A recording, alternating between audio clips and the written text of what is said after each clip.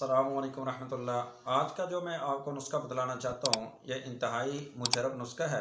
एक तो मनी को गाढ़ा करेगा, टाइमिंग को बढ़ाएगा और आपके अंदर कुव्वत और सख्ती लाएगा। हद से ज़्यादा यह पावरफुल नुस्खा है और हमारा यह देसी नुस्खा है। इंशाल्लाह आपको यह इस्तेमाल करने से फ़ायदा होगा। जो अरसद रात से लोग हकीमों के पास इधर इधर के चक्कर लगाते रहे और मेडिसिन गर्म लेते रहे और मैदा भी ख़राब, कहा कि कारी साहब हमारी तो तबीयत पहले से भी ख़राब हुई और हमने पैसे बहुत ज़्यादा लगा दिए।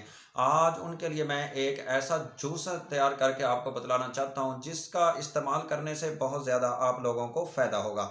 वो क्या है, आइए नुस्खे की तरफ चलते हैं। और नुस्खा बतलाने से पहले आप लोगों से, मेरे भाइयों से रिक्वेस्ट ये है कि हमारा चैनल अली अहमद टीवी, इसको ज़रूर सब्सक्राइब करें ताकि हमारी हर आने वाली वीडियो नई आप तक पहुँच सके।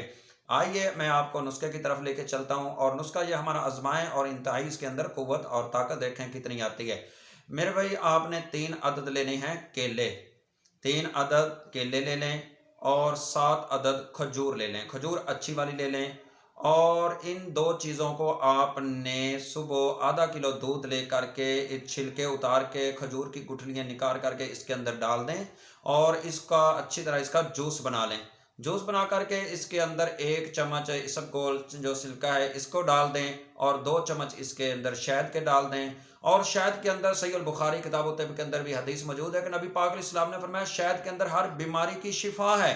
इंशाल्लाह आप इसको इस्तेमाल करें। और जो इसबगोल का सिरका है इसका आपको इस्तेमाल बतलाऊं, वीडियो ज़रा लंबी हो जाएगी कि इसके फ़ायदे कितने इसके अंदर आपके जिस्म के अंदर, जो आपको खासकर ये मर्दाना कुव्वत के ये सारे मसाइल हैं, मर्द को जो मसाइल हैं, इसके कितने फ़ायदे हैं।